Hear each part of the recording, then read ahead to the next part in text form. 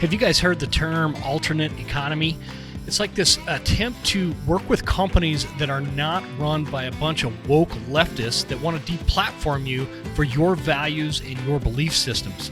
I'd like to introduce you to Precision Pay. Precision Pay is a dedicated payment network built for the Second Amendment and outdoor recreation community, turning payments into a powerful network of shared values that prioritizes privacy, lower costs, and uninterrupted service, all without the risk of being deplatformed by these leftist nut jobs. Join Precision Pay to pay securely by bank without the privacy risks of credit cards. Save money and support our community. Enjoy promotions, discounts, and content. Membership is free. Folks, dedicated payment network built for the Second Amendment and outdoor recreation community is right up my alley. Help America, help yourself. Check out Precision Pay at myprecisionpay.com.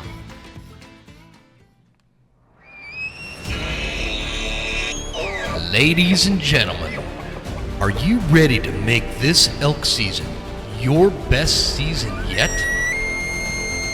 If you answered yes, my friends, you are in the right place. From the Western Huntsman podcast, brought to you by Phelps Game Calls, welcome to the School of September, the most comprehensive elk hunting series on the planet. We bring you the world's top archery elk experts to talk strategy, calling, and everything else to get you one step closer to some of your wildest dreams.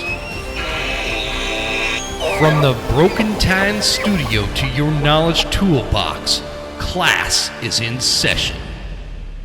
Ladies and gentlemen, welcome to this next installment of the School of September, brought to you by the Western Huntsman podcast and brought to you by Phelps Game Calls, the School of September named sponsor. I don't know why I deal with these monkeys over there at Phelps, but here we are, right, Dirk? yeah. I don't know. It's a lot, I'm sure. I think this week's guest, this installment, is the most seasoned School of September professor, if you will, on the show. We started this like 6 years ago, and Dirk was the first School of September guest on the show. And he always brings the thunder. I've got a bunch of questions. We're going to talk a lot of elk hunting. We're going to really cover some more scenario-driven questions in this episode, and some calling. I've got a really good couple of questions that came off the old social media channels there that I'm going to ask Dirk, and I'm really looking forward to this one. You guys are going to get a lot out of this episode. Before we get too far into it, guys, I wanted to remind everybody we have this giveaway coming up with Easton Archery. Easton, as you guys know, is an all-American made arrow right here in the States, which is really important. And it's kind of coinciding with the 250th anniversary of the United States of America. So we got all these great things happening. My favorite country on the planet is celebrating 250 years. My favorite arrow maker right here in America that manufactures here, even though they could do it for cheaper overseas, and they choose to do it here like manufacturers should, is celebrating a big, I think it's 100, I can't remember how many years with Easton. It's not 100 something. I'm totally drawing a blank on that, actually. I'm screwing up the whole ad because I forgot how old they are. But anyway, they're celebrating a big milestone as well. And to help them celebrate, we are going to do a big arrow giveaway. We've got an arrow package put together. We're going to give you guys and some swag items from Easton. And I just want to, especially in these School of September episodes, really give them some love because they're a great sponsor, and they're, value wise, they're a great fit for the Western Huntsman. And I appreciate what they're doing. And you guys follow along on the Instagram, which is at the Western Huntsman, to learn more about this giveaway and how you get yourself entered into it. I think that covers it, brother man. How you doing? Really good. Really good. You must be, man, because you just got a pretty good bear up in North Idaho. Yeah. That was, I haven't turkey hunted much this year. I did kill one turkey in Oregon, but I haven't turkey hunted for myself. Other than that, well, I did spend one morning when I went up to Bradley's, and Phelps was turkey hunting up there with the NWTF guys, and I went up for one morning, and then I dropped off a gun. I said, "Here's my gun. Make me some reloads." He going to do some Nice. loading development for my new Christensen 7 PRC. So anyway, Cool. I haven't done much turkey hunting this spring. I'm wanting to focus more on bear hunting, and I haven't done as much bear hunting as I wanted to because, man, everybody thinks this job is just like rainbows and lollipops, but man, there's actually real work that has to take place, behind the scenes. So that's kept me pretty busy. I was almost like, am I going to even be able to go bear hunting with Chris? And luckily he had this thing called Starlink, if you ever heard of that. Oh, yeah. Some rich nerd, Elon Musk designed it. I don't know, put it out there. I've been trying to get him on the show, and he keeps saying, no, I'm not a big enough deal. Yeah, nerd alert. No. Anyway, I was able to do a lot of work at bear camp, and I mean, I know that's stupid and like that's about wrong, but it's like, man, it was able to let me go and stay connected with work, but also have some fun too. So. Man, that's the beauty of that Starlink thing, man. I have the mobile one, I keep it in my truck. And it makes it like I was just telling you, we went on this. It was supposed to kind of be a bear hunt, and then it turned in more of a pike fishing thing. Mm-hmm. Went with some friends. We all, took our families and camped on the lake. And the thing is it made it so I could stay till Tuesday evening, and I set up my Starlink. I could run my business right there at camp. Customers call me and they have no idea I'm sitting, up on a mountain lake somewhere about to go pike fishing, and so I love that Starlink system, man. At first I was like, the point of camping is to get away from all that. But sometimes I need to get away, but I still have a bunch of responsibilities going on. And so it's nice to be able to take care of it. And it's one of the best purchases I made last year was that mobile Starlink, because I just keep it in my truck during hunting season too. So when I have like hunting clients, we'll go head out in the morning, hunt around, and then head back to the truck for lunch. I'll kick on the Starlink. They can like check in with their families and check their emails. I love it, man. It's great. Yeah. So tell everybody what you do for Phelps, because we've always got new listeners and whatnot, but just so everybody knows what you're talking about, keeping up with work. Yeah, so I'm the marketing manager at Phelps Game Calls, which is kind of a one hat that I wear. So I help Jason Phelps a lot with R&D. He'll design something, I'll tell him it's stupid, and then we'll cuss and discuss and work it out and make sure it's like dialed in perfect before we ever bring it to market. I always advocate for the average hunter. I'm like, man, beyond anyone's doubt, when they pick up this call, it has to be, they have to know what it is, and it has to be easy to use, and it has to sound good. And so I always advocate for that person. Why is that? Well, I'm kind of that person a lot. I'm like I like to make things, for dummies, elk calling for dummies. Why is that? Well, I'm kind of a dummy too, a lot. So I want to make sure this is easy as can be for anybody. So, whether it's all of our I curate all of our marketing emails. So people that are like, God, I wish Phelps would quit emailing me every week. I'm sorry. That was me. They make me do it. You're the perpetrator behind that one, huh? I know. Please don't unsubscribe. But especially during turkey season, because people are like, it's like you're trying to convince elk hunters that turkey hunting's cool. Oh yeah. And some people are just like, they're super turned off by turkey hunting. Turkey hunting's fun if you go out with a light much heart. Fun. Yeah, man, it's so much fun. Does it replace elk hunting? Absolutely not. No. Does it replace bear hunting? Absolutely not. But it's just one more fun thing you can do outside in the springtime. And I love spring because the woods are coming alive. They've been dormant all winter. The things are starting to green up. Flowers starting to bloom. The birds are singing. And if you go out in the woods in the wintertime, it's dead silent. It's quiet. It's such a stark contrast to like experience the backcountry in the dead of winter. And then you come back in the spring and it's like there's so much life, bugs, birds, streams, everything is alive and vibrant. And if I can have an excuse to get back out there in the springtime, whether it's turkey hunting or bear hunting or just farting around, morel mushroom hunting. Yeah, morel hunting. Yeah, people need to quit trying to be like, oh, turkey hunting is like this replacement or alternative to elk hunting. That's not what it is, man. No. I think that's a lot of why people get a bad attitude about it. It's like one of the more fun hunts you do. There's nothing better than just getting a turkey all just jacked up coming in on you. And again, it's if like the Fish and Game was like, hey, you have to pick between turkey hunting and elk hunting, obviously I'm going to choose elk hunting, right? Oh yeah. But turkey hunting's a ball. I love turkey hunting. And so to me, one thing, I was going to say one more thing about turkey hunting. One thing to me, go for it. Like I'll share a turkey camp with people I've never even met before. Like it's fun. Like you can hang out with a bunch of guys and you're talking, like-minded stuff, and you meet new people, or maybe it's people you've been around a lot, but maybe they're not the kind of guy or the guys that you would invite to elk camp. There'd be very few people that I would ever invite to elk camp. Yeah. It's that difference, right? But so it's fun to where you don't have that weight on your shoulders, like guarding all your secrets on your elk spots. Like turkey hunting, it's just fun. The camaraderie. One thing I don't like is the early mornings and late nights. It's like turkey hunting days are long. You don't get a lot of sleep, but it's still fun. Yeah, definitely.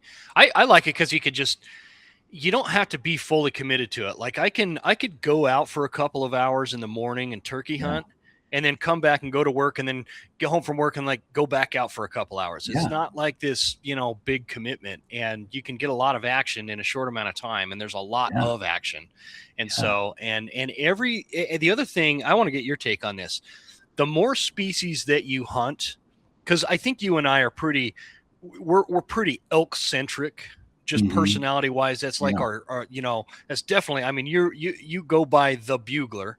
And so I think we're pretty elk centric. And when I add or I go learn about a new species, whether it's bear or turkeys or even pike fishing or bass fishing or, whatever, moose hunting, deer hunting, all these things that the more of that you do, the more you learn about elk, because you have elk encounters while you're turkey hunting, sometimes depending on where you're hunting. Obviously you don't in Georgia, but you just, everything that makes you a better outdoorsman always goes back to being a better elk hunter. And so I just think if you're proficient at multiple things, it's just going to make you better overall. So super cool, man. Let me tell you something that I think makes people better hunters in general.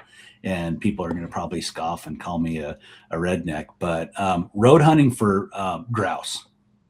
Yeah. Road hunting for grouse, right? Yep. Grouse, you see them, and then as soon as you open your door, they may or may not get like spooky. And pretty soon they start bobbing their head, and pretty soon they're like starting to do that little funny run, and pretty soon they're gone. But man, I started grouse hunting as soon as I could do it legally. And if a grouse got away, my dad wasn't real nice about it. And like, oh man, really? you really screwed around there. So it's like, you have to, like, number one, you have to have your eyes peeled at all times. Get head on a swivel, eyes peeled. You're looking everywhere. So it's good for helping you spot your quarry right away. Then getting out of the truck, getting around the door, and getting over to where you can actually shoot a grouse legally is tricky in itself, because if you dilly-dally, or if you like get excited and kind of lose your crap a little bit, that costs you seconds of time. So what happens is, once you get good at this, the right moves to make at the right times. And that correlates right through deer hunting, elk hunting, or whatever. You don't waste unnecessary time doing certain little things, which I've hunted with a lot of people over the years. And then I'll see them do things like, oh yeah, that guy would never kill very many grouse. He fiddle farts around too long, man. You got to be quick on the draw, right? And I think, and turkey hunting, that's another one, man. Those things come in to your calls, and them things are like you got to like move like molasses if you're going to make a move on them, or wait till they put their head behind something, or fan up, strut and turn their back to you, before you get your gun up. It's just like, I think it teaches you all these like patience and how to make the right moves at the right times. Absolutely. So I think too, man, like that is, I don't know. I might get some hate for saying this, but you can get away with a lot more with a pissed off bull elk than you can with a turkey. Visually, what you could do and move. I mean, you could swallow, and a turkey will see that and freak out, But I don't know. And I could square dance in front of a bull elk, and they'll still just stand there and, you just put a tree between him and you, and he's not as nimble as a turkey. Them freaking turkeys, you put a sneak on them, and you think, all right, I'm probably close enough to set up. And about that time, you see their little bobbing head take off. Right? It's like that bastard had you pinned down as soon as you got within range, and he was peeking up with a little periscope head, and then they're like gone. Like elk are way easier to me to like close the gap, get set up on than a freaking turkey. Well, we're going to talk a little bit about that, but I want to hear about your bear hunt, man, real quick. Let's recap this bear hunt you did. Was that over bait, or were you guys running hounds, or what were you? Bait. Yeah, and I will say, so I went with Chris Cabral. It's Russell Pond / BBRC Outfitters, and he's like, "Hey man, why don't you come up? I got a bunch of baits. Why don't you come up and go bear hunt?" I'm like, "Really? I'd love to." So went up there, and I'll say Chris is a real master baiter. Like they got so many bears coming in to his baits. Yeah, and I love hearing all. It's funny if you want to talk about like people that do things different. It's like bear baiting. One guy says, "Hey, you got to keep them hungry." The next guy says, "No, you got to put 4,000 pounds of food on the ground at one time." And like everybody's got a little different take on baiting. But but Chris and his dad, they've been baiting since years. Like his dad's long since passed, but they started out in Maine baiting bears. Yeah, and then moved to Idaho and bought this outfitter and started baiting. But their recipe works. They put a ton of bait on the ground to get them going, and then daily, people say, "Oh, baiting's easy, dude." He puts out 40. He puts out 40,000 pounds of bait every year. Now think about that. Buying 40,000 pounds of bait, that's a lot of money. Putting it in barrels, that's a lot of barrels, and then putting it on the ground. It's so much work. Dude it's so much work. So because it's not like you drive up to the bait site, you have to pack that stuff in. Like it's not, And you never seen baits like Chris's. Like it is where we were at. It's like river face country. So it is straight up and down, and you're like, man, I'm glad it ain't raining, because if it was wet, you'd slide to your death. And then as you're sitting there at the bait, it starts raining, and you're like, well, I got to get out of here in the dark without killing myself. So, trekking poles were a must. But man, like every day he baits, every single day, every single bait, whether people are sitting on him or not. If so, when we're sitting on him, he'd pack in bait. He'd walk in with us. He'd throw bait on, and while we went and sit down, and then he'd leave, and then he'd go bait all these other baits, right? And then or walk these other hunters in and bait them, and then the baits that didn't have hunters, he'd go bait them. He has like 20 baits. Jeez, right? Man, yeah, that'll keep you busy. Yeah, so it's an insane amount of work, but it's funny. I posted pictures of or this little video, like shoot or don't shoot this bear that walks in. And people are like, "Oh no, that thing's too little," and blah blah blah, this and that. Yeah, you should probably shoot that because there's no big bears in that country. It's like they shot 2 6-footers the first couple days I was there, and plus some some bears. I think mine was like 5'6" or something. And there was the rest of them were about that size, right? So there wasn't a great big bear. It was just it's a great North Idaho bear, I think, man. And I don't know what it is. We've talked about how they have like this really long hibernation season, which keeps them from getting, like North Carolina sized bears, that don't hibernate. They're not feeding half the year. And so, I mean, you get a 5 foot, 6 foot bear, North Idaho, or even over here in Northwest Montana, man, I think that's a great bear. Yeah. Yeah. So yeah, it was an incredible experience. I'm like, hey, we can bring our own food and stuff. He's like, no, man, I want you to have the full experience. He's like, we're cooking every day anyway. So he had these folks that came and cooked every day, breakfast, lunch, and dinner. Wow. And I'm like, man, I'm not supposed to eat like this. I'm gonna gain weight. I'm gonna go back home fatter than I am already. Food was great. The other guys, the other hunters in camp, they were from a couple guys were from Alabama, and a couple guys were from Tennessee. And the Alabama guy, man, the guys they all had thick accents, but the Alabama boys, they had really thick accents. It's like, man, you'd have to like really pay attention and focus when they were talking because their accents were so Southern. And I love those people. I from the South and the East, they're different. They're different mannerisms, different quirks. They're so much different than West Coast people. And so I just really enjoy being around a lot of folks like that. They're fun to talk to and listen to, the way they see life and what their life's all about. So that was fun too, just connecting with people in camp. Yeah, I think that's an important factor there. What's funny you say that, man. Sorry, is my voice sounding like I'm echoing again? No, you're good on my side. Okay. All right. Anyway, what the heck was I saying? Something.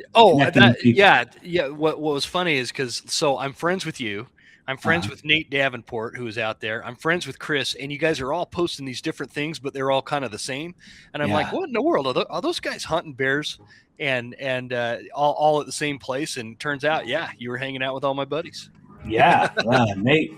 I'd met him at a seminar I did with you up in Montana that time several years ago, and got to reconnect with him. Man, Nate is such a nice guy. He's a great guy. Yeah, he is.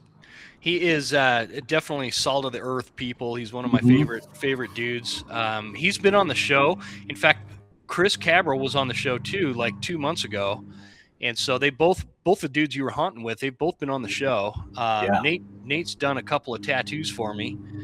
He is the official Western Huntsman tattoo artist for the show. Man. You start having in studio shows, people are gonna have to start getting a tattoo. Nate'll have to show up.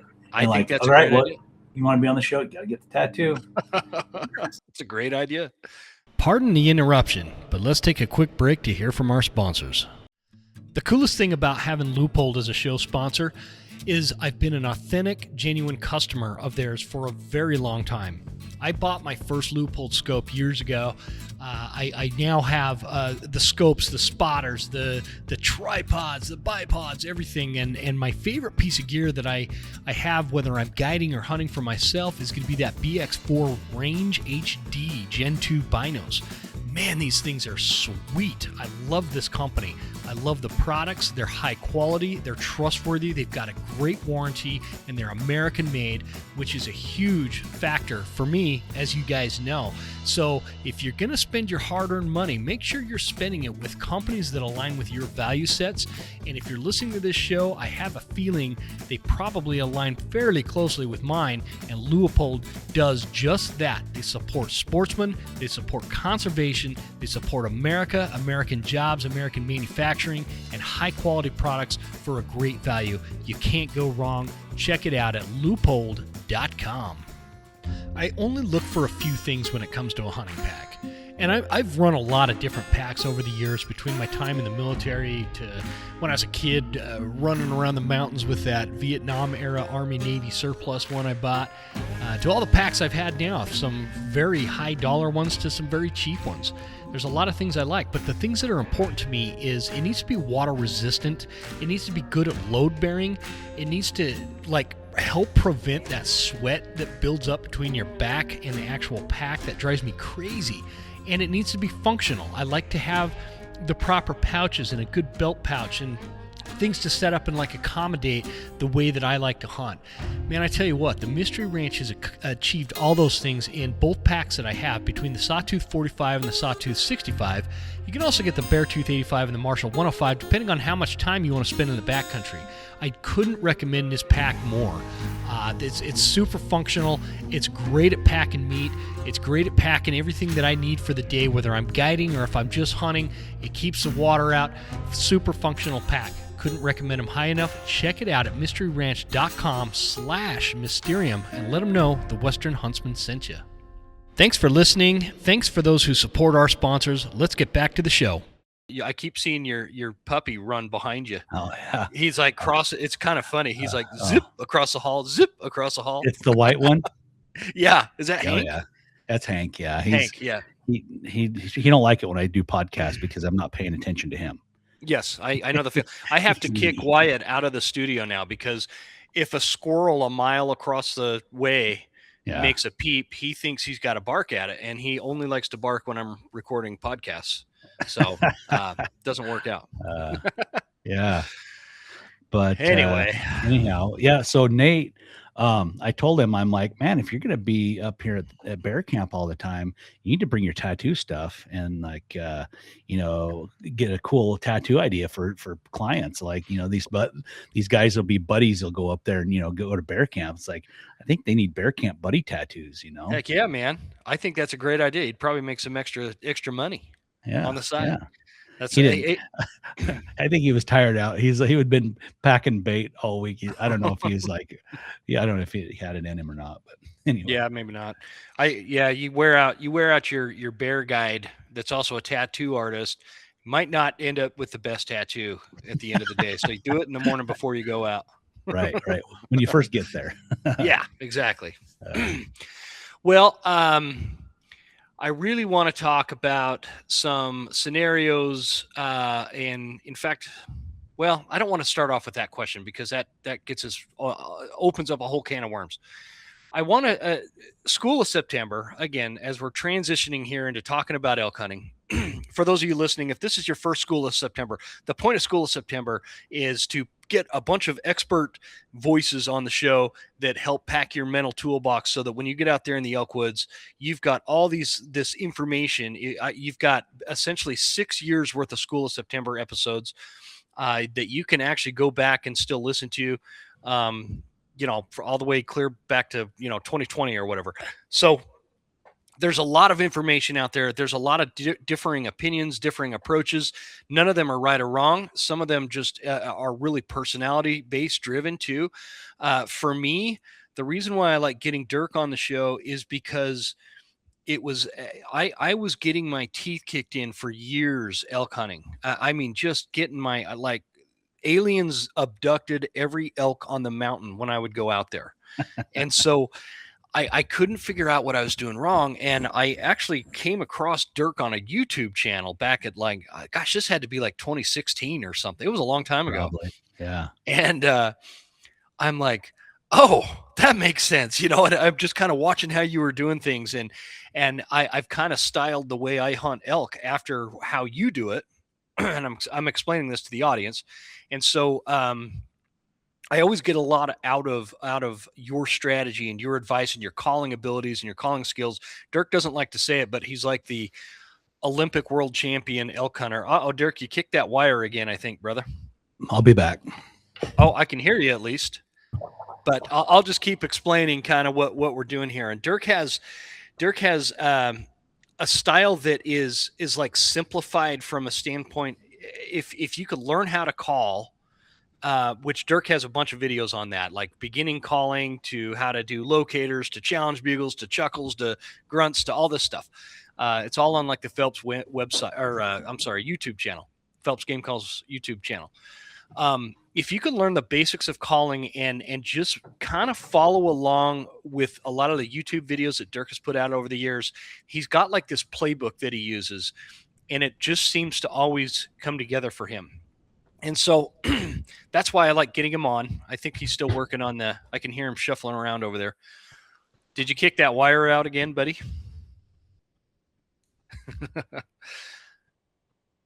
Okay. I can hear him still. Anyway, so we're going to talk about all that kind of stuff, guys. I'll start while he's working on that, because again, we just lost the video portion of Dirk there. What I think, here it is, by the time this episode is out, for those of you listening, it is going to be the beginning of June. That gives you June, July, and August to ready yourself for September. and give yourself the greatest chance of success in the elk woods. The things that I think you should really focus on, and this changes like every year, you'll always hear me regurgitate the don't, go out and worry about spending all your money on gear and blah, blah, blah, that whole thing. That still holds true, but really focus this year on your ability to cover country in the mountains. So getting yourself into the kind of physical condition that you don't need to be, a marathon runner, but getting yourself into good enough shape that you can cover a few to 5-6 miles max, whatever, on a daily basis. That's the important part. Most people are in good enough shape that they can go out and cover 5 miles one day.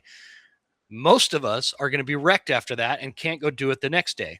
So I guess what I'm trying to say is you want to be able to cover several miles on a daily basis.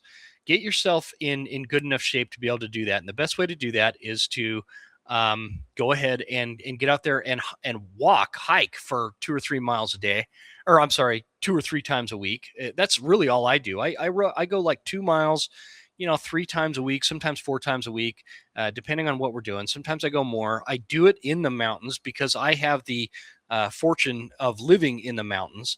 And so that's what I do. And then working on your calling abilities. If you want that kind of experience, if you want to go out and have the kind of experience where you're able to take your calls and create opportunity via calling, that is going to be, I think, the most beneficial thing. Because and the reason why I'm hammering that is because last season, I cannot tell you how many times let me put it this way, man. For those of you listening, you do not have to be Dirk Durham, the Bugler status, Jason Phelps status caller. You don't have to go out and win calling championships at the RMEF and stuff like that. But you do have to be past the point in which when you start using your bugle tube, you're actually chasing bulls away, because that's not what bulls do, say, or sound like. So you really want to hone that part in. You don't need to be an expert. You need to just be competent enough to be able to do a series of cow calls, a series of locate bugles, challenge bugles, all these different, everybody has different names. For me, it's just communicating. I don't really know that I have this thing where I go from locate bugle to challenge bugle. I just go with this emotional response. I'm matching the bull's emotional response to me. You just need to have a basic understanding as to how to do that. And if you really focus on those two things, getting yourself in good enough shape to cover country on a daily basis and having a fundamental foundational basis for calling skills, you are going to go way further than the people that sit on the couch all summer and hit McDonald's all summer and don't practice their calling skills. And then they go out and they think that they're going to be Cam Hanes or whatever in September, and it's just going to fall apart for you. So right now, guys, I'm going to pause the recording because I totally lost Dirk, and I'm just going to try to see if I can find him. Oh, he just texted me saying he's coming back in. So maybe we'll just keep this going. And in terms, here he is. Are you back?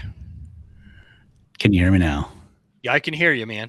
Okay, I found the culprit. Man, I've never had, it's a brand new computer. I'm like, what is wrong with this thing? I've never had any problems with it at all.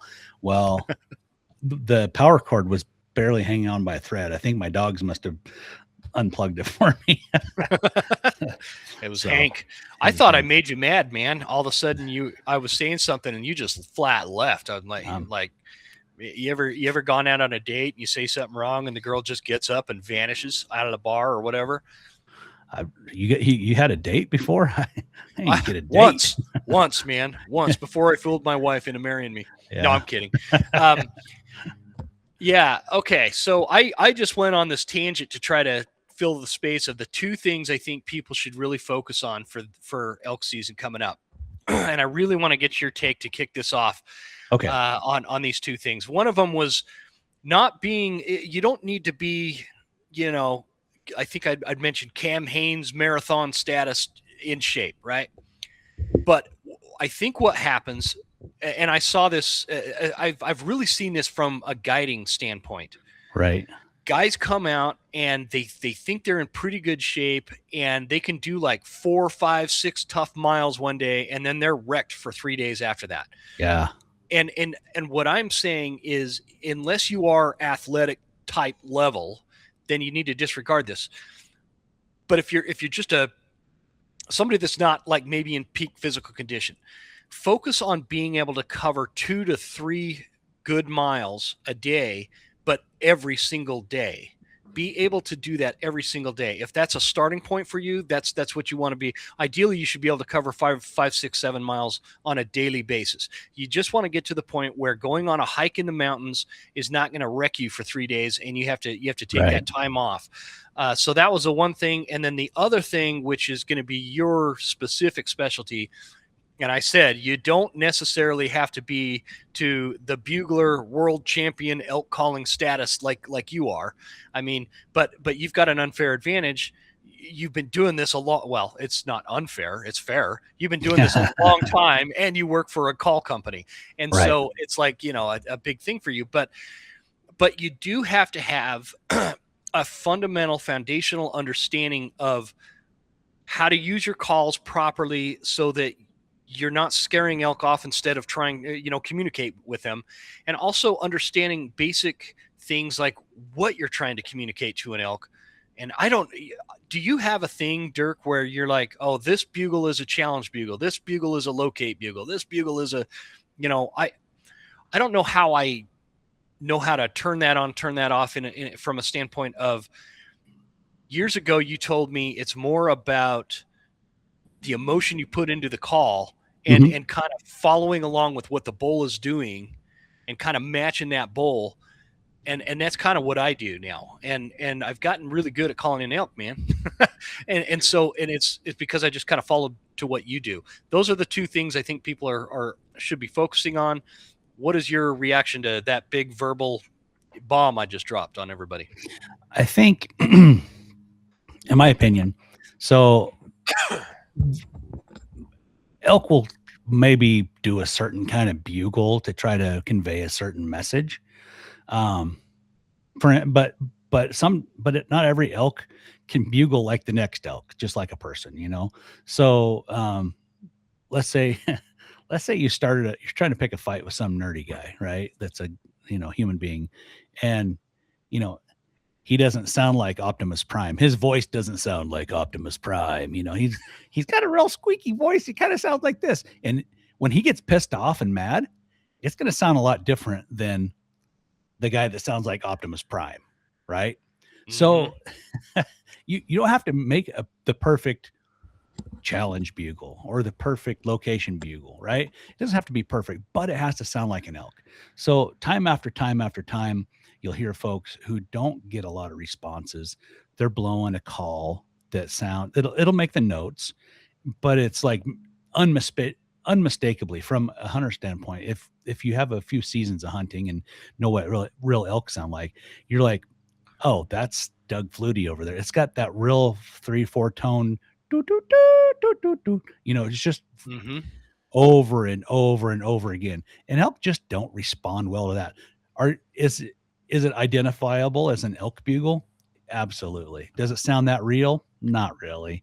You start listening to bulls and like, they're not that perfect. It's not that perfect melody every time. Rarely is it ever that. Right. And some elk, you're just like, oh my God. I've heard elk that sound like a moo cow. I'm like, there's no way that's an elk. 100% it was an elk. I've heard elk that sound like wolves that do a moo, like a howly, long, moany howl bugle. It's like, that sounds like a freaking wolf. And you mess with it and you're like, but it doesn't sound quite right for a wolf. And then, lo and behold, it's a freaking elk. So, you can't get caught up in like, I want to sound just like Dirk. No, what you want to do is if you want to practice and get good at calling elk, jump on YouTube and just search elk bugling.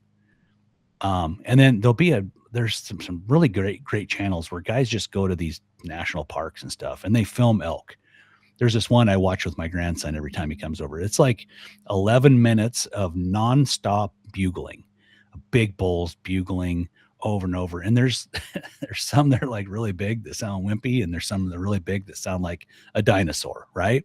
Yeah.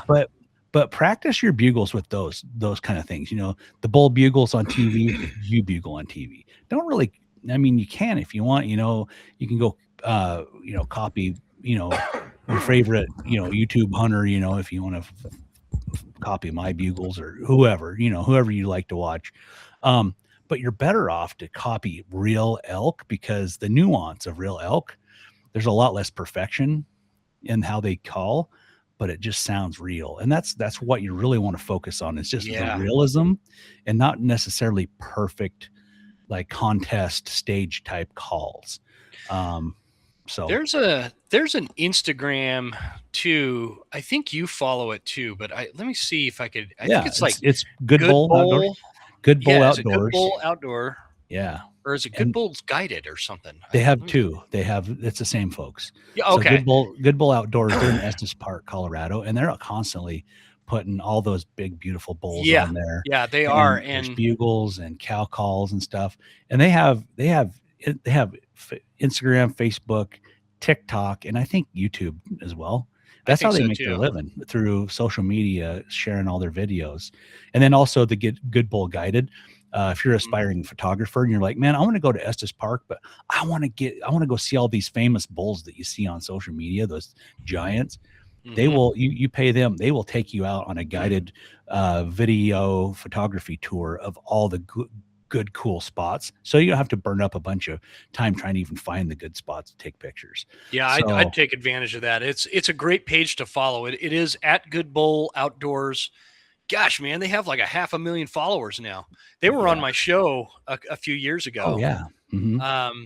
Yeah, it's a man and wife. Great people. Yeah, man and wife, and I'm like, I feel bad I don't remember the names, but they're super nice, and they're really effective at this. They like really know what they're doing, and so I'd highly recommend. Let's see if I can find it here. Yeah, I mean, I feel like they've ruined social media for horn porn, and like I say that in a good light. Like it's like, dude, they're like, no. There's a lot of channels out there putting out content on big bulls and videos and stuff, but man, theirs are next level good, and they got every day multiple videos coming out. You're like, oh man, they'll never top that one. It's few Lauren days later. and Allie. Yeah, Lauren and Allie. Sorry. Yeah. Yep, nice people. Yeah, but yeah, like follow, watch those kind of films, video, like really like try to mimic those kind of sounds, not necessarily your YouTube hunters, but more like the elk themselves. And then back to your point of like, people pretty good shape, and they'll do the first day hunting, and then they'll just be like wrecked the rest. They're like, man, I need 5 days to recuperate after day one. You kind of have to kind of know your limits, but also I used to see this with my son when he was in high school. We'd go hunting, and he's like, oh, come on, old man, let's race to the top. He'd be climbing out of some hellhole, and he'd just charge up the hill, fast as he could. And pretty soon I'd catch him. Pretty soon I'm like, come on, Austin, let's go. It's like he'd burn up all of his gas before we ever got out of the hole. It's like, it's not a race, go at your own pace. And it's hard because I've hunted with guys that are like super skinny and fit and like really good. I'm more of a bulldozer. They're like a Ferrari. I'm a bulldozer, right? Me too. They're going to zip right up there. I'm going to get there. It's going to be low gear. I'm going to get there. I'm going to go at my own pace, because what I want to do is I want to protect my energy. I don't want to just blow it and hike at beyond my pace for too long, because then you tire out and then your day's wrecked, right? But if you can walk at your own pace, take breaks when you need them, hunt, it's not like, think about it. Like you have from sunup, an hour before sunup, and to an hour after sundown to like get your business done, right? You gotta hike in the dark, hunt all day. Don't waste your energy by walking back to camp. Stay there, eat your lunch on the mountain, continue your hunt, make your loop, whatever, until, then once you're done hunting, spend an hour in the dark walking back. But if you break it up like that, like, you walk a half mile, take a break. You walk a mile, take a break. You don't have to walk 6 miles one direction and one setting, and then get there and be like, well, didn't hear an elk, and turn around and walk back 6 miles in one setting. That's tough. That sounds ludicrous the way you laid that out, but man, there are people that do that. There are people that they get on like a trailhead, and they got on their Onyx or whatever, and and their mindset is, I got to get to this spot right here, and they'll go 4 miles at 100%. Right? They just put the gas pedal all the way down and get there. And I'm like you, man. I can get any distance. I'm just going to probably take a little longer than a lot of people, but I have no limitation on the distance I can go. I just have limitations on how fast I'm going to get there, and I'm okay with that. And it's not like, for me, some guys have kind of this ego around how fast they can get up a mountain, and that's cool. That's if that's your thing. That's not my thing, because I'm going to hunt my whole way up and my whole way down. And so, but people do that sometimes, where they truck it into a spot and they go up and they blow up the mountain, they blow up the drainage, whatever, with bugles, and they're like, nothing, there's no elk here. The wolves killed them all.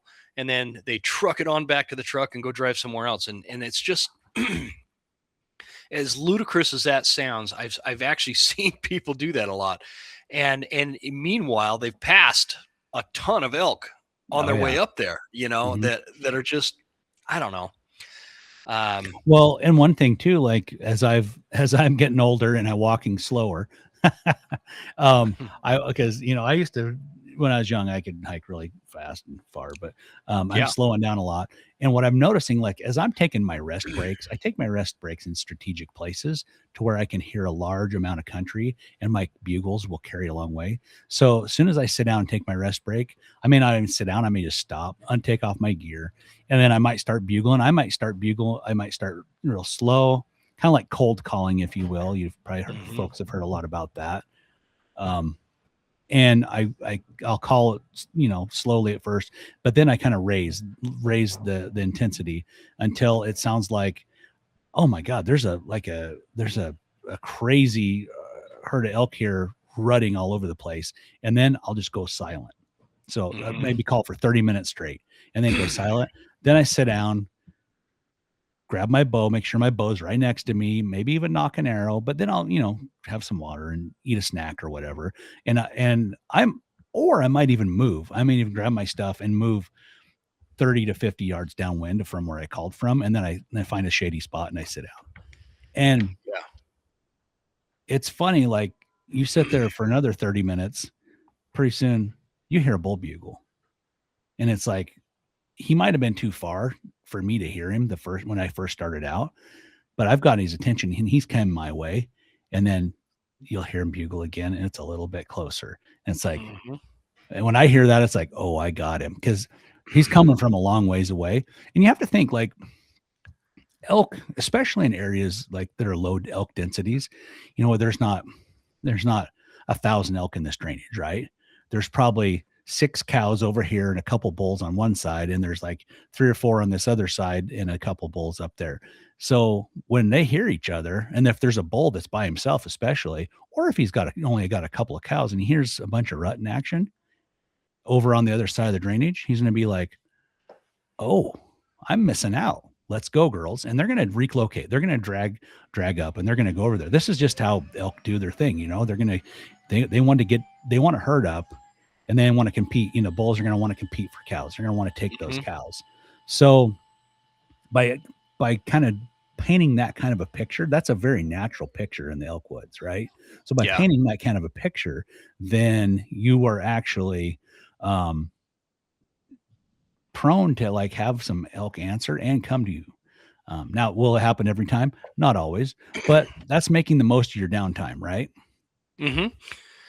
Absolutely.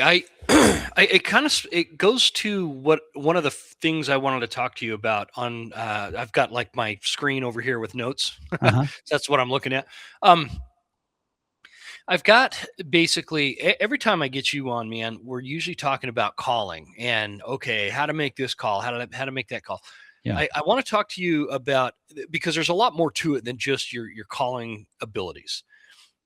I want to talk to you about why you choose certain areas to go in and call. like if as you're looking, because you've hunted all over the West, you've got lots of different landscape types under your belt. You've hunted real dry, arid places to North Idaho, steep, brushy, nasty country to Yeah. everything in between. When you're like picking apart a unit and you're looking, because everything looks way different in person than by what it looked like when you were looking on the Onyx or whatever Yeah. mapping system somebody uses. When you get there and you're looking at the landscape, you've got these ridge systems in front of you, you've got mountains, you've got a drainage over there, whatever. What are you looking for? What when you see something and you're like, oh man, I'm going up there, because we've talked about this, I think, where after so many years of doing this, you start getting like this natural hunting instinct where you can't Mhm. explain why, but there's elk up there. And Right. and at after so many years of doing this, like for me, I'm pretty accurate with that, man. If I look at something and I don't even know if I can explain it. I just know, okay, there's going to be elk over there. When you're picking apart some landscape, what are you looking for that just jumps out at you and it's like, okay, man, I'm gonna go check out that patch of timber way up there, or I'm gonna go check out the top of that drainage way down there. What jumps out at you? Okay, so before I even get there, I'm looking on Onyx or Google Earth, whatever. From your 10 to 20,000 foot view above, like you're looking down at the landscape, and I'm looking for the most dark green stuff. Let's say it's a unit that has a lot of open country, but I start looking Mhm. for the more darker green, just colors, right? I'll start looking for the darker green colors. So then I start zooming in, and where are those dark green colors located? Okay, typically the darker green stuff means more moisture. Well, in September, elk like to have a lot of water when they rut, right? Mhm. Now, Mhm. you know, if you hunt in a deserty spot, like even places that are just like completely tan versus like the stuff that has some scrub and some north faces and stuff. I mean, you're going to want to go to places that have a little more cover because that's going to mean there's probably going to be more water there. So I'm looking for stuff that has more feed, more cover, more timber, and more thermal sanctuary because they may rut all night long, but when the sun comes up and it's 80 degrees in September, those elk, they're going to start looking for their bedding area quickly. And when a lot of times, this isn't always, but a lot of times it's that north face, the timber or the ridge line that faces to the north, right? Mhm. So it's gonna be very shadowy, very shaded. So I'm gonna look for areas that have that, but also I want to find a drainage that does not have a lot of roads in it. Now, some areas, in logging country, there's a lot of places where it's a 150 square miles of logging timber cuts of various ages. So in the logging timber cut kind of country, you're gonna have a lot of roads. But what I'm going to be looking for is dark timber close to good feed. Now, if a clear cut's like 1 year old and all burnt, there's probably not a lot of feed in it. But if you get out and look, there might be little sprouts and stuff coming up. Elk will kind of get in that a little bit. But the stuff that's about 3 years old, 3 to 4 years old, they like it more. There's a lot more just shrubs, grasses coming up. And when it gets to like that 5 to 10 year old stuff, you start getting a lot more reprod. That's the reproduction growth of timber, right? Mhm. Elk like that. There's not a lot of food in it, but they like it for security cover because they can run around in that stuff in the mid morning before they get to the heavy timber. So they'll run around in that stuff, and they're pretty safe. And it's so damn thick you can't shoot 5 yards in it, right? Yeah. So Yeah. I'm looking for all of those kind of things, and then I'm looking for water. Is there a deep creek drainage close by? Is there ponds? Is there seeps? Is there little streams? Like I'm start formulating my idea. And in that road country, where are the people at? Where are they hunting? Are people just road hunting, just driving the main arterials? Um, Mostly. there's a lot of that. Also, look for crossings on those main roads or whatever. If you can get your side by side legally or your four wheeler, whatever you're hunting on, look for tracks. Look for tracks in the road. Look for tracks coming up and down banks of the road, and you're going to start seeing where the elk are traveling. Right now, those elk might be bedding up in this timber pocket, but they may be feeding 2 or 3 miles away. Right. Yeah. Depending, maybe not. Maybe they're feeding 400 yards away at night and then just go into this timber pocket. So I'm trying to find the most undisturbed places like that. Let's say there's a timber pocket behind a gated road that you're not allowed to have motorized vehicles, and it's in a pretty steep canyon, and there's lots of food and there's some water close by. Like I'm gonna zero in on something like that. On the flip side, in the backcountry, I'm gonna look for a drainage that doesn't have a lot of roads in it. There's not a lot of access, not a lot of good trails. Depending on what part of Idaho you're in, a lot of the Forest Service trails are just unmaintained, and if you can't ride a dirt bike on them, a lot of times they're just uncut because there's not as many horsemen, I don't think, in this day and age that there used to be in the 80s that kept all the trails clear. If the Forest Service didn't clear trails, horsemen would do it. But nowadays it seems like there's less and less horsemen to clear those trails. So if there's trails, but they're not really cleared out, and there's a big drainage without a bunch of roads, and then there's big dark timber on the north faces, but then also grassy or brushy south hillsides or east and west face and stuff that have little openings and little glades and stuff. Man, those are the kind of places I'm going to be looking at first. And then if we want to get more granular, okay, so we found an area like that. So then I'm looking at like ridge lines and how the hillside shape. So if I'm looking at a north facing slope, you got a big steep slope that goes up to the peaks, but then you'll have like maybe little finger ridges that come off steep, and then they'll kind of bench out for 150 yards, 200 yards maybe, and then they drop steep again. Those little benches right there on a north facing slope, my eye immediately goes to those places because that's where a lot of times you'll find bulls or elk in general just bedding in the midday hours.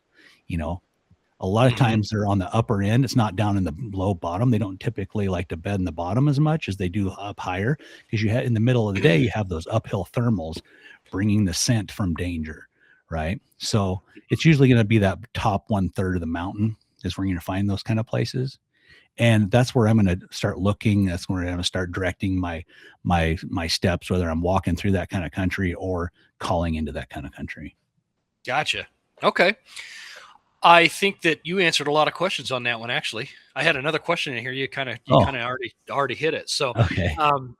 No, that's I wanted to comment on the one thing you were talking about where you're looking for the trails off the Forest Service roads. Yeah, that's going to be a real prominent thing in places like that North Idaho type country, right? Yeah. Anywhere from Canada to, I don't know, to the Boise foothills, right? Yeah. Anywhere there's like lots of roads that are old logging roads and stuff. And depending where you are, if it's Forest Service ground, a lot of those are gated for non-motorized, which I love.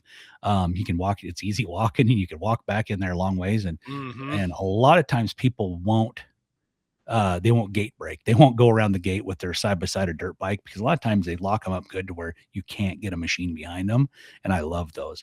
Now, some of the private timberland stuff like Potlatch or these other, big timber companies, they may not do as good a job as keeping their gates secure, and people will, bust around the gates. They'll knock the locks off the gates or whatever. But if I can see nobody's been driving their stuff in there and that'll lead into some great country, I'm down. I'm going to walk in there as far as I need to find one. Very nice. I love watching that where those crossings are you were talking about, because those fresh tracks, I used to hunt with this dude, and we'd be like cruising down a Forest Service road, going to like he was looking for a trailhead all the time. He's looking for like a place to park that's real prominent, obvious. Oh, easy trail, let's go park there. And we're driving by, and we'd see these fresh tracks on these trails, right off the road. And he'd always comment, "Oh yeah, there's elk in here, all right." But it's like, okay, why are we going way over here and parking to walk this easy trail when there's fresh tracks right here? And so I think that's a little light bulb that should go off in some people's heads. If you see that fresh sign like that right off the road, they clearly have just been there like go park somewhere, get off the road enough so that your truck's not going to get hit or whatever, and go follow those tracks as long as the wind's in your favor, and go see if you can't get into them in places like that. Because sometimes they're bedded like 200 yards up off the road. They're, they live there for a living. They know trucks are going up and down the road, but what they don't know is some people might have the gall to park right there and just, try to work their way up into a bedding area. I always like to pull up my Onyx and zoom in on those trails. And you can usually find like, okay, man, there's a really cool bench up there that's real shaded. That's probably, where those bulls, where those elk are. And so from there, you can make a game plan as to how to properly, if they're real close, you don't want to park right there. If like that whatever terrain feature is telling you there might be elk there, but you can make a game plan where it's like, man, it is pretty probable that we've got elk bedded down on that bench that's right up off this trail with all these fresh tracks where they cross the road probably that morning. And so anyway, I just wanted to throw that out there because it used to drive me crazy hunting with that dude that would do that. I got a question from a listener. Do you have anything to add to that? Sorry. I'm just like, well, yeah, I call that picking the low hanging fruit. So every day I have a drainage or a trail somewhere that I'm going to go hike into, right? That's my game plan for the day. But between my elk camp where I stayed the night and there may be a lot of ground that's super elky, and I'm not just going to blow through it and just to get to that place to hike in. Like I know some people's kind of bread and butter. I at least that's how I like to do it. I like to hike down a trail, and but if you're driving right by elk that are going to bugle at you that you could call in and kill, like, wouldn't that be okay too? I mean, the ultimate goal is it's all romantic and stuff, but in the end, you're there to tag an elk, right? So, but I learned a long time ago, back to your point of these crossings, and then where you see elk, fresh elk tracks in the road, don't just pull over on and stop on those where you see the elk tracks go over the road.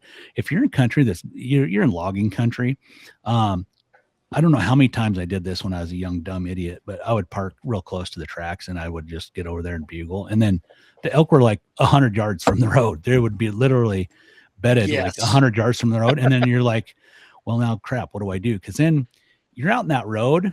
You can't see into the dark timber as well as they can see out of the dark timber. So you're up there shining like a neon crap house in the fog, right? I mean, you just stand out like a sore thumb.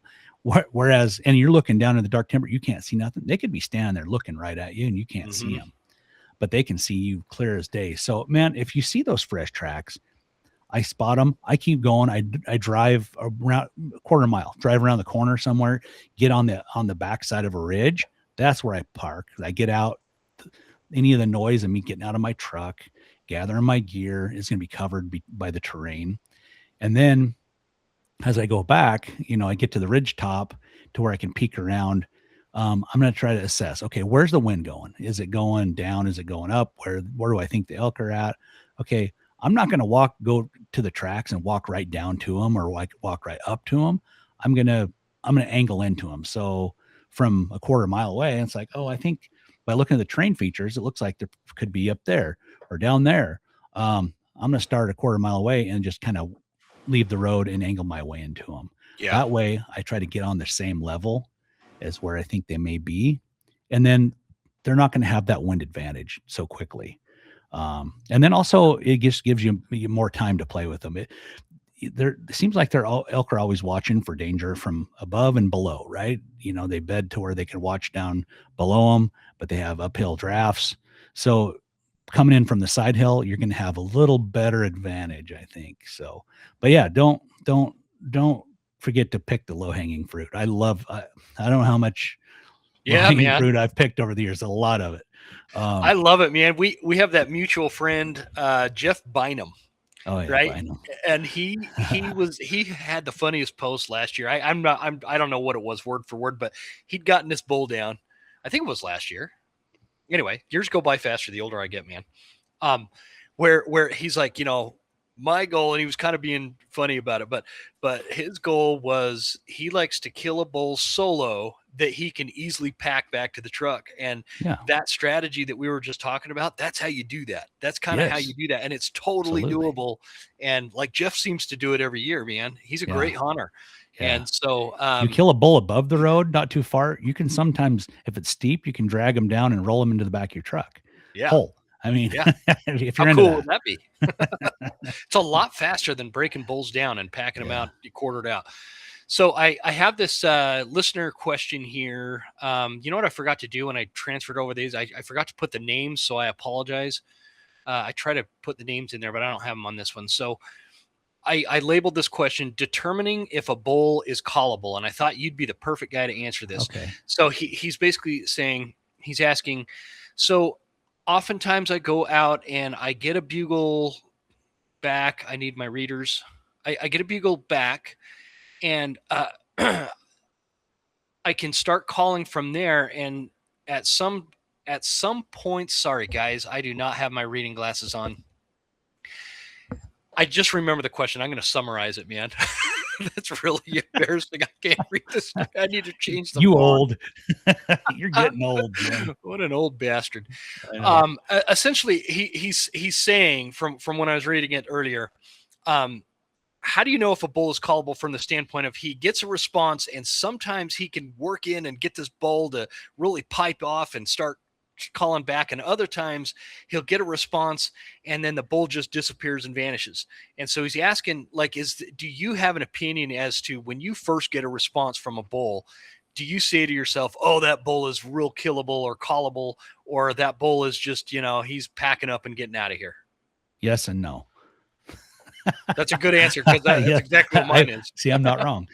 Yeah. I'm never wrong. Yeah. Yes and no. No, I've had bulls where when they reply, you can hear by the emotion in their bugle. It's like, whoa, like they sound very aggressive.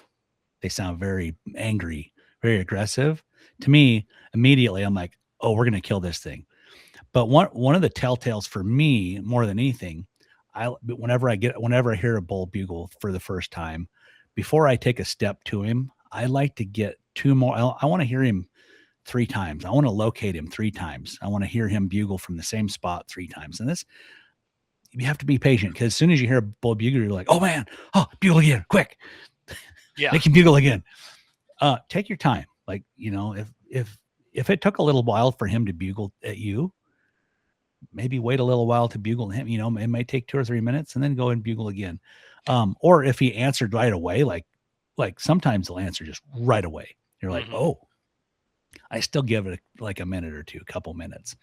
And then and the reason why I do this is number one, I want to pinpoint them, but also I've had bulls bugle one time and you get excited and you're like, let's go.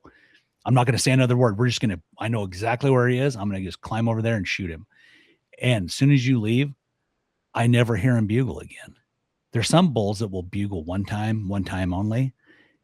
And if I get my 3 bugles that before I commit to hiking over there and shoot him, if they'll bugle 3 times, it's like, all right, we have a really good chance of calling this bull in. I don't know if we'll kill him or not, just because of wind, terrain, brush, all that stuff. But we should have an encounter. But if I can hear 3 solid bugles, be able to locate him exactly where he is. Like, okay, I know exactly where he is. He's vocal enough. He's bugling enough to where I think when I get over there, he will continue to bugle. But if I only get 1 bugle out of a bull, and I may wait 5-10 minutes, whatever, if over a 15-20 minute period, if I just like, all right, we're going to like really slow play this and kind of wait him out. Sometimes you just hear bulls that will bugle 1 time and 1 time only. I don't typically waste any time on them at all, because you'll go on a wild goose chase. Now, and they're not callable. They're, for whatever reason, he's either not in the mood. He might have an arrow in his butt. He may have tines in his butt. You don't know what happened to him before. So for whatever reason, he's not being vocal. I don't have any interest of pursuing him. So, but if I hear a bull that will answer, but he only goes, does that real wimpy, crappy bedded bugle, but he will consistently answer me over a 5-10 minute period. Like every time I call, he will answer. He don't sound interested, but he is talking. And bulls that will talk, I feel like I can trick them and fool them into coming in, into getting mad. So there again, okay, I pinpoint him. I think he's bedded right up on that little bench that we kind of talked before. You're like, oh yeah, yep, right up there, that little north face. Okay, how are we going to get to him? We're going to hike over there, and then we're going to get over there. And I'm not going to go over there and try to knock his socks off with a big giant bugle. I'm going to go over there and I'm going to probably give him one of those crappy half-assed bugles. Just can you demonstrate it? Yeah, that's the best way. Just perfect. Could you hear that? Yeah, it was. It's a pretty unimpressive bugle, but it's very unaggressive too. And a bull that's bedded, that's been answering, he'll answer that and be like, oh yeah, I don't have to worry about, I can just sit right here and talk to that other bull. I know where he's at. Well, I'll keep tabs on him. But as time goes by, when bulls bugle like that, I never initiate like any more aggression. I let them do that. So I'll just keep calling every 5 minutes, whatever. I'll set a timer. It's like, okay, how long did as soon as I bugle, I'll set a timer on my phone, a stopwatch on my cell phone, and I'll watch how long it takes him to reply to me. Oh, it took 4 minutes and 30 seconds before he bugled. So once he bugles, okay, in 4 minutes and 30 seconds from now, I'll hit my stopwatch again. Then I'll call to him. And you kind of watch the times. You start watching those times. And if you just kind of slow play this over an hour's time, you'll go from 4 minutes and 30 seconds down to 4 minutes, down to 3 minutes. Not every time, but a lot of times the gap in between his replies will get shorter and shorter. And after, anywhere from 30 minutes, maybe an hour and 30 minutes, a lot of times their voice will change. And from that wimpy bedded bugle to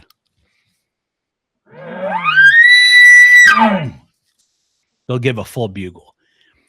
And when I hear that they give that full bugle, I immediately know I've got him. Mm-hmm. Because I've finally, it's just like the playground stuff at school. There's always the one kid pecking at people. And it's like, leave me alone. Leave me alone. I don't want to fight. And they'll peck at people until they get pissed off. And it's like, I freaking told you, leave me alone. You can hear the tone change. And I think it's the same thing with elk. I think he just like, all right, I've heard enough of you. Stay away from me. Just leave me alone. I'm done talking with you. At that point, you got him agitated. So then whatever bugle he made, I duplicate it. I copy it. I make the same level of intensity. I don't go above it, but I want it to be the same intensity, maybe a tad bit less. Yeah. I love it, man. And then also when he does that aggressive bugle, I'll lay on the cow calls thick. Like, hey, I like that. I like the way you sound. This guy's a jerk. Come over here, big boy.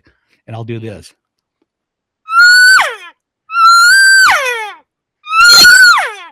These really long, drawn out cow calls. I don't know what those are called. I don't know why it works. It works. I've done it. Yeah. 60% of the time, it works every time.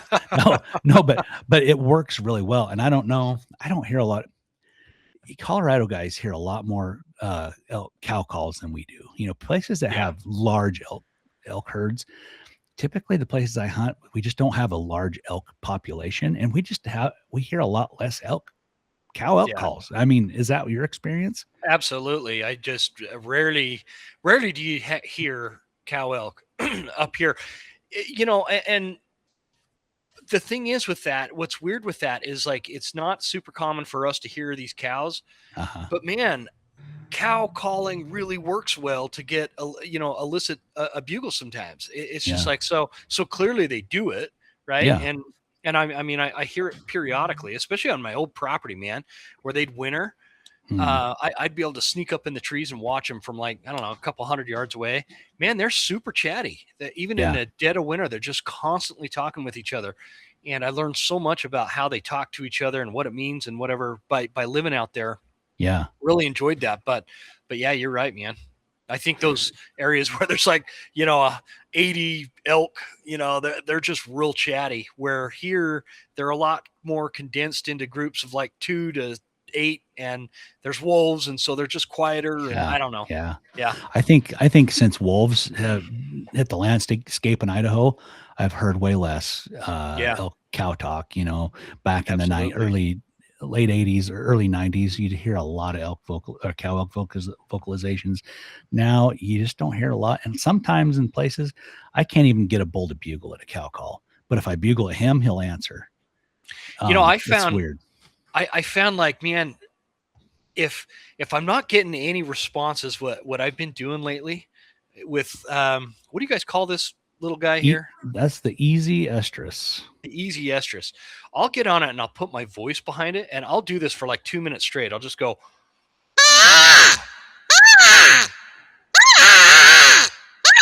You hear how it's like, I don't even know what that is. I've never heard an elk do that. I know. But I will do it for like 2 minutes, and all of a sudden I'll start getting elk responding back, and they're like irritated about it. It's like I'm pissing them off.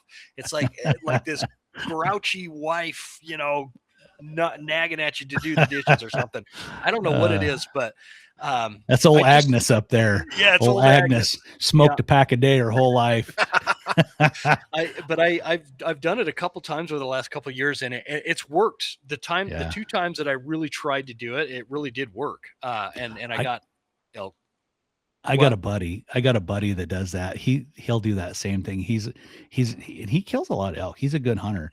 And he's just like, man, sometimes when I get desperate, I haven't heard an elk. He's like, I'll do this call. And he's like, I'm embarrassed to do it in front of people because they look at me and they're like, yeah, you're freaking crazy. That doesn't sound anything like an elk. And he said he kind of described it similar to what you were doing. And he's like, I'll just start ripping on that thing and doing these crazy, wild, weird cow calls with this open reed. And he's like, after a while, boom, I'll have a bull bugle.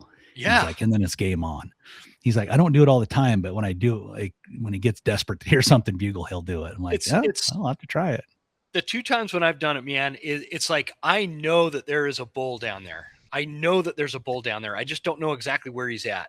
Yeah. And he's not answering. So I'll just do that, and then he'll give himself up, and then I can go from there. But that leads to another question. This guy is asking, he's up high and he gets a bull way down low that is, that responds pretty aggressively to his bugle, but the closer he gets, the less aggressive that bugle is back to him. And it's almost like It's not chasing the bull off, but the bull is way less aggressive. And the closer he gets, that bull goes quiet. What does Dirk Durham do in that situation? Well, that's kind of like back to if you talk about human behavior, right? If you got a guy that's 100 yards away, I'm going to tell a story. This is a funny story. We were up at this mountain lake, my wife and I, and then this mountain lake, it was back when I was young, and when I was a kid, you'd go there and not a soul in sight. In fact, if you were to break down, you might have to sit there for 3 or 4 days before anybody ever came along. Well, we go up there here a couple of summers ago, and there's people everywhere. They're camping everywhere. They're just everywhere. So I got my dogs, and I'm throwing the stick in the lake for the dog to fetch. And across the lake, 200 yards across the lake, there's these 2 old timers, and they start yelling and cussing. Oh my God. Yeah. They start, stop, you're scaring the fish, and you effers this, and you mother effers that. And my wife said, she hollered something like, it's fine, we're not scaring the fish. And then he yelled something at her and made me mad. And I said, why don't you shut the F up? I yelled over there, why don't you shut the F up? Oh, I'm going to come over there. He's going to come over and do something. So here he comes. He's hollering the whole way. Well, when he gets there, he walks up, he sees me, and is obviously, this guy looks like he's 80 years old. I asked my wife, I'm like, how old does a guy got? How old do I have to be to beat up an old man? Because this guy's, I think he's going to try to punch me. And he comes walking up. He goes, where's that loudmouth MFer that was running his mouth? I said, I'm right here. And he sees me. He's like, hey, I wanted to let you know I didn't want to fight. Hey man, I'm just letting you know we're trying to fish, and I didn't want to come over here to fight you. He 100% came over there to fight me until he seen that totally. I wasn't a geezer like him. But anyway, it was funny. It kind of reminds me of this elk thing, you know. And like, yeah. And then he had to tell me his life story, and he's dying of cancer. And the next thing you know, he's hugging me and crying, and it was a weird experience. And wow. you know, and he's like, "Where are you from?" I said, "I'm from Weeyipe," and he's like, "Oh my God, I feel like a jerk now. I'm from Weeyipe too." I'm like, I could have called that. That's how Weeyipe people act most of the time. Oh, that's but anyway, fantastic. It reminds me of that a little bit, kind of. So you get like this guy, he's getting this bull bugle, and he's a long ways away, and the bull's responding really well. But if you like keep bugling your way to that elk, and sometimes it's hard to not do sometimes because you're like, oh man, it's tricky country. I want to make sure I'm on the right path and where did he go? And you want that reassurance that he's still there. And then also that he's still talking, right? So you don't want to like, he quit bugling, let's leave. I don't want to waste my time. Right. So, but if you keep calling your way to that bull, the closer you get, he's just like, oh, at a distance, he's like, I'll run my mouth. I'm probably not going to have to fight this guy. But you get closer, he's like, it's starting to get real now. And now he's had a chance to think about it as you get closer and closer and closer. He's just like, yeah, I'm going to kind of quit calling. I'm not nearly as mad as I was, you know, when you were way up the hill. So the best thing to do is like, get those 3 really good responses from them, and then like pinpoint them, and then shut it, cut the calls, and then just walk. My grandson's over here saying, Papa. Oh, nice. Anyway, you get close, and then you don't start by knocking his socks off. Again, you don't go there and rip the Jurassic Park bugle. You get as close as you think you are, or you think you should be from him, and then you might pick up a stick and just start raking. Okay. Maybe make a couple quiet little cow calls. Just not a lot, just a couple. Just because if he's close, you'll hear him, and then rake a little bit, and then do one of those half-ass wimpy bugles just to see, like, that way he's not like immediately, oh man, I'm gonna get beat up. He's like, oh, that guy's not really trying to fight me. I'll go ahead and answer. He'll bugle, and then now you've got him. It's like, okay, I see where he's at now, and then you can just escalate it from there. Okay, I got one more question. Do you have time for one more question? Yeah. You got to get to the grandkids and stuff, man. Yeah. So this guy is, this is the one I was telling you before we started recording that it came in like over a month ago, I think, but I wanted to save it for you. Okay. Because it's a good calling type sequence thing.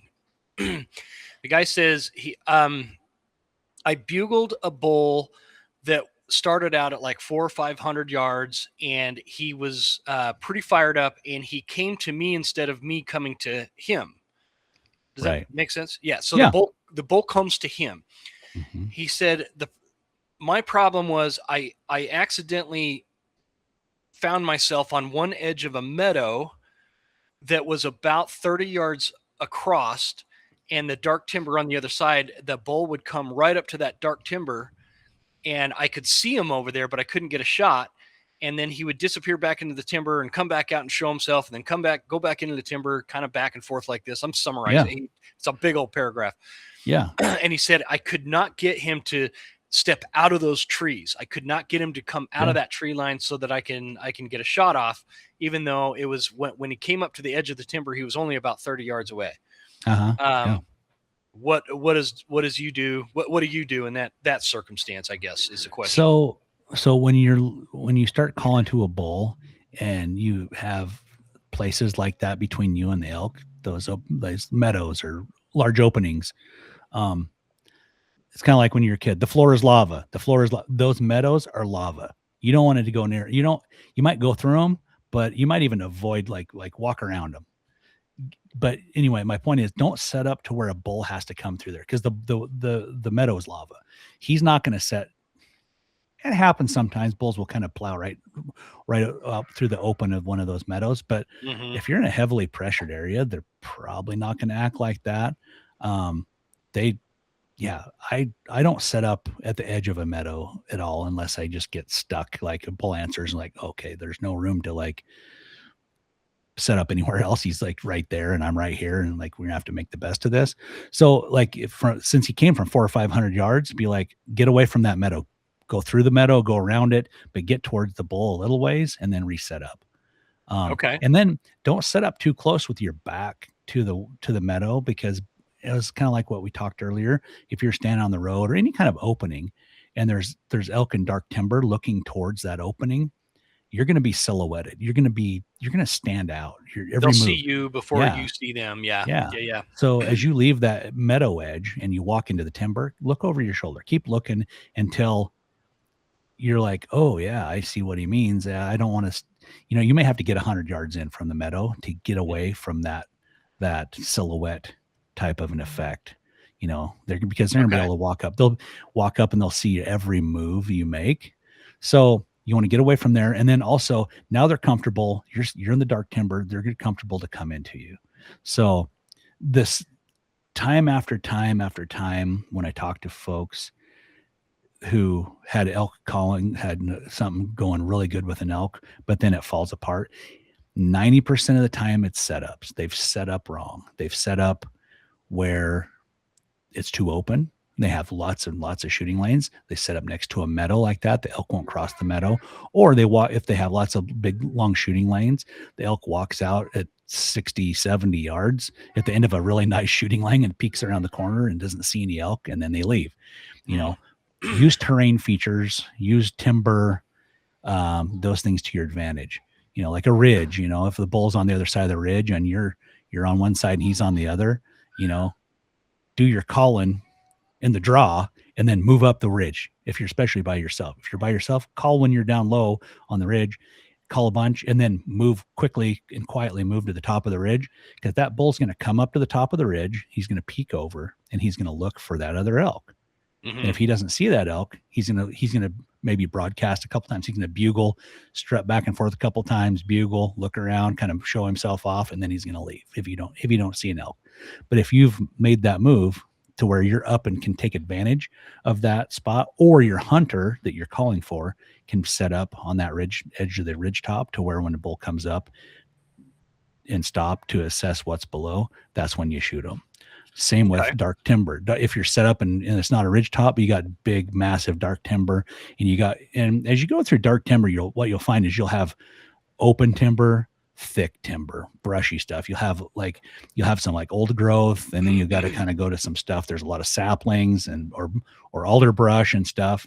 So don't set up with a bunch of like a big alder patch between you and your elk. Yeah. I've done that. Those like 1 acre alder patches from I hate them. I hate them, man. Yeah. If I have one of those in between me and the elk, I just shut right up and I got to get through it or go above it or below it. You can always get above or below. They usually have a trail, but elk, when you're trying to call them in, most of the time don't want to go through those stupid alder patches. They always hang up on the other side, and you'll sit there for sometimes 30 minutes or longer screaming at each other, and they won't come. So get around them. Put that alder patch to your back. Okay. Same with meadows. Anything that's going to foul up calling them in. Back to the people who call turkeys, right? Turkeys don't like to come downhill, they say. Turkeys don't like to cross streams. They don't like to cross fences, whatever that's going to be. If there's an obstacle in between you and the elk, turkey, like remove it from the situation. Don't set up close to any kind of obstacles.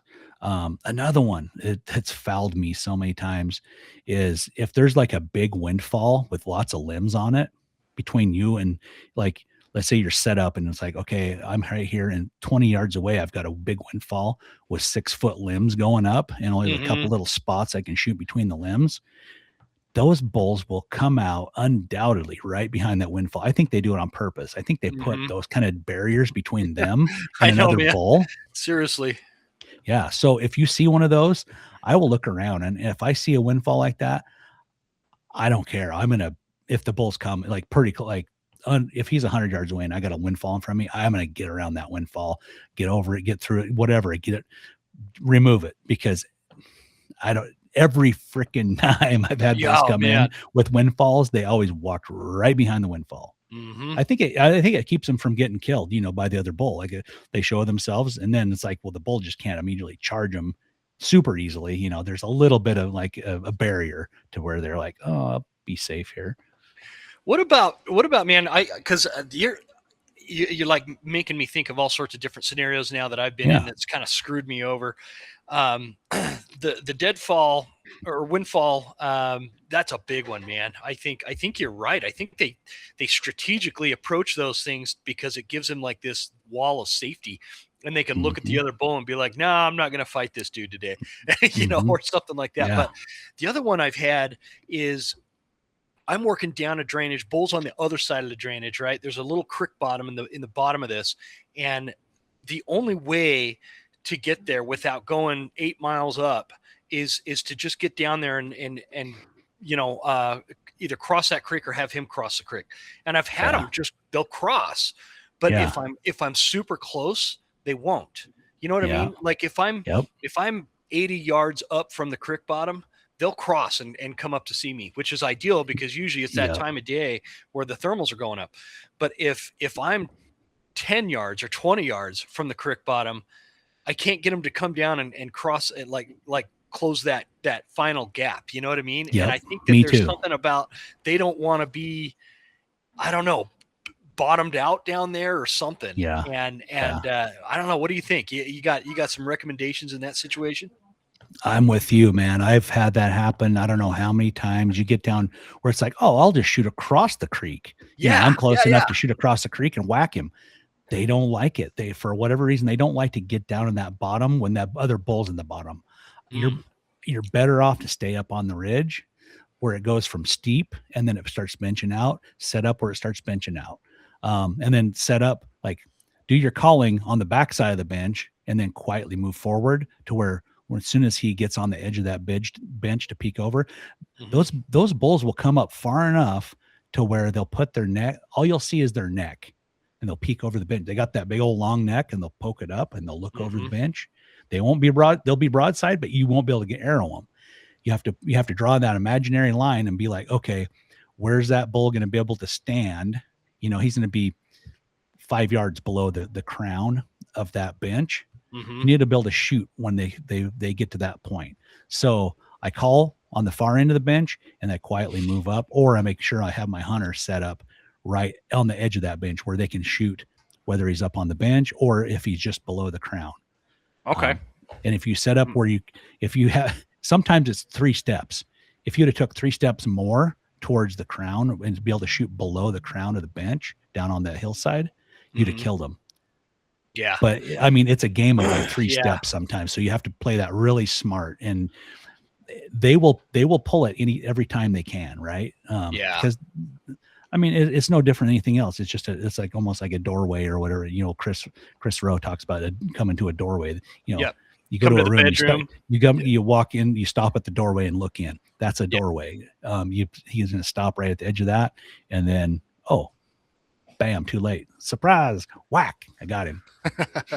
That's awesome. Yeah.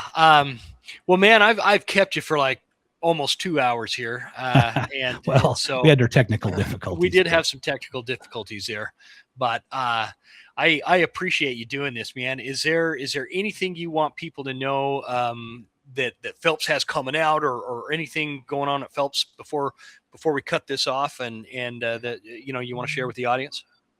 Man, we kind of blew all of our gunpowder last year on new products, but they say a product's new for at least a year after it drops and beyond. And I feel like some people still message me like, "Oh, I got one of them easy suckers. I never seen those before." It's like, man, those things have been out for like since 2021, I think, and people are just seeing stuff now. But man, we got it like the opposite of the easy sucker. It's called the Easy One. It's a bite and blow cow call. Super easy to use. Sounds like a diaphragm. It has a diaphragm inside, but you just basically bite it and blow on it, so you don't have to put the diaphragm on your tongue and get all the weird vibration and gag reflex stuff. Carbon fiber bugle tube that came out last year. That thing's sick. We sold a lot more than we thought we would. It's kind of expensive, but I think I have one right. Yeah, I've got it right there. Yeah, it's super sleek and sexy and sounds really good. We got the Kyvan tube, that one that it's expandable. It expands and contracts, shrinks down to the size of an Nalgene bottle. Got those. And then one thing we didn't really talk a lot about is these new diaphragms we came out. We call them the Apex series. Within that series, there's 3 different styles of domes on top of the diaphragm. And the reason why we did that, like, so our original amp diaphragm with the dome, that works for probably 85% of people. But there's that last 15%. They're just like, yep, nope, it don't fit my mouth. I can't. Then I'll be at the trade show. I'm like, here, I'll just give you one, try it. And they're like, yeah, you're talking about like because of like that little dome on the top. Yeah, the shape of that metal dome. That it doesn't sit right with the roof of their mouth. So we're like back to the drawing board. We're always trying to fix people's problems, even if it's just a small group of people. We're invested to try to help people in their calling, right? So there's 3 different sizes. One's a really tall dome. There's a lot of people have kind of a tall, narrow, soft palate of their mouth. Yeah. And those original amp domes don't really fit that right, and they can't make a quality sound. So those taller domes are going to fit them better. Then we also have one that's kind of a flat. It's more of a ramp. It's flat on the top, but it kind of comes up at that same angle, but it's flat across that. It's not a radius. It's a flat for people that have more of a flat shape roof of their mouth. So it'll be more comfortable. So it doesn't dig in like the dome one would. And then there's one that's a low profile one. So there's surprising amount of people who still use the old flat frame style diaphragms. I'm always questioning, like, why are we making these things anymore? I don't even know anybody that runs them. They're like, well, we sold. I know 15,000 of them last year. I know, it's crazy, man. One of my guide buddies, he still uses one of those, flat ones. So I mean, the cool thing, one of my favorite things about like the American-made Phelps Game Calls company as a whole, like, is you guys actually, most companies come out with like 1 or 2 products. And they're like, oh, well, this one's for a loud, nasty bull. This one's for a real feminine cow. This one's for a, adolescent spike. Yeah. Right. And it's like, okay, that's it. That's their lineup. Where you guys are more user focused, where it's like, okay, this call is going to work for the guy that has a gag reflex.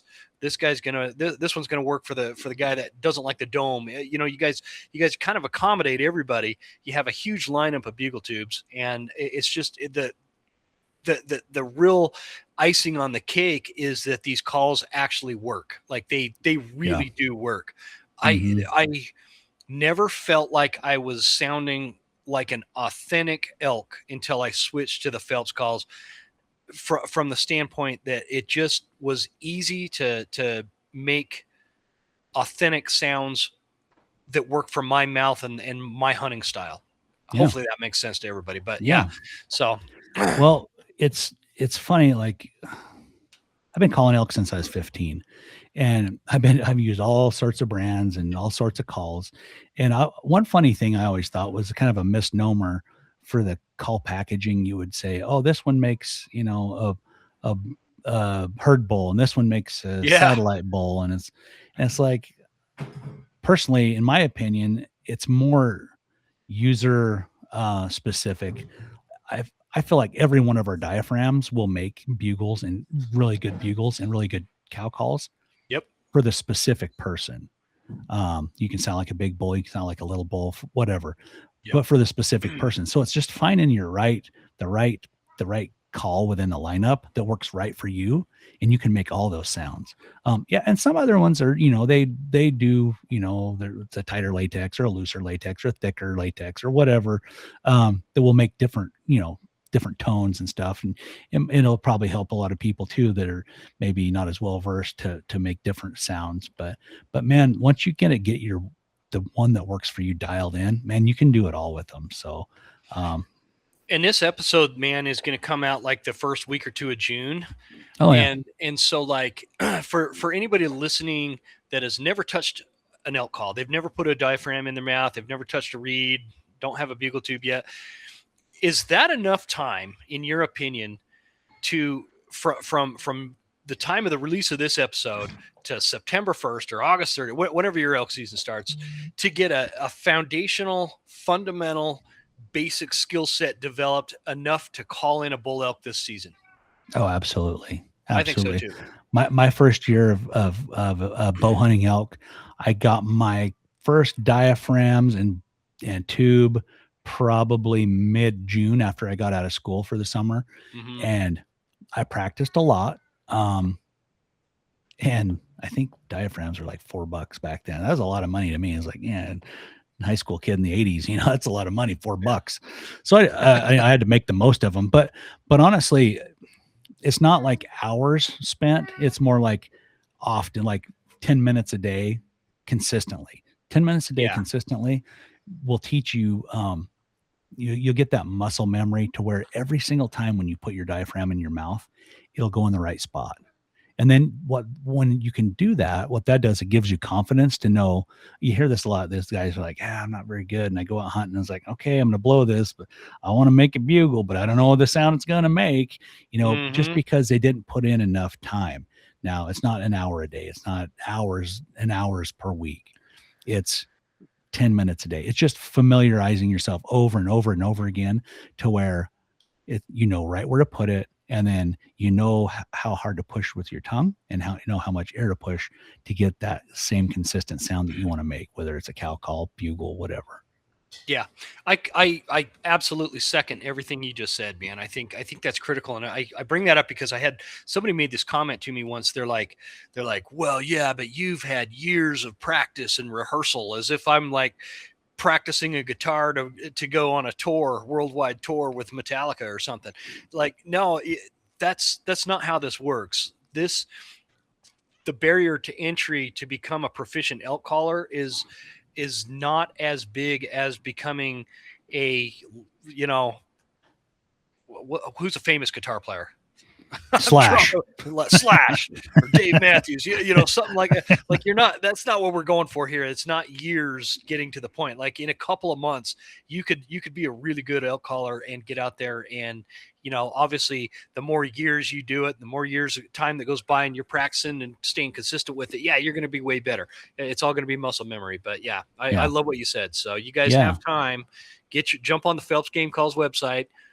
Is my promo code still good? Huntsman I think so. 10. I think so. I think use so. Huntsman 10. Unless you guys have a special. I was talking a couple episodes ago. I'm like, use promo code Huntsman 10 for Phelps Game Calls. And then I was like, actually, don't use that when they have a better deal going right now. So sometimes we'll run a sale. So if you're running a sale. So, all right, man, we'll tell everybody where they can find you and we'll wrap this bad boy up.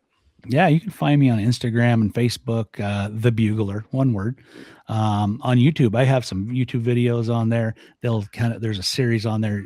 Click on playlists and how to use elk calls. And then there's like a 6 video series on step by step on picking the right call to how to make your very first sounds to the more advanced type calls too. So, awesome. and then I got some hunts on there too, but, and then the Phelps Game Calls channel as well. We got a lot more hunting since I've been full-time at Phelps in 2021, when we merged with Meat Eater. All my elk hunting content is on the Phelps channel. So check that out. We got a lot of hunting stuff on there too. So, cool. Yeah. All right, brother, man.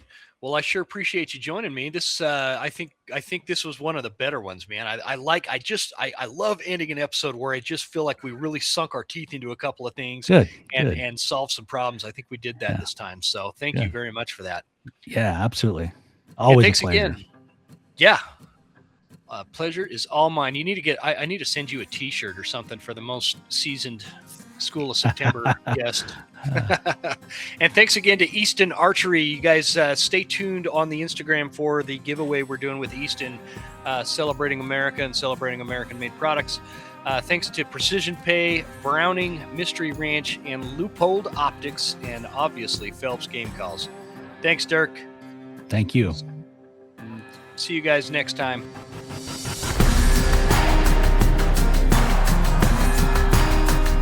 You made it!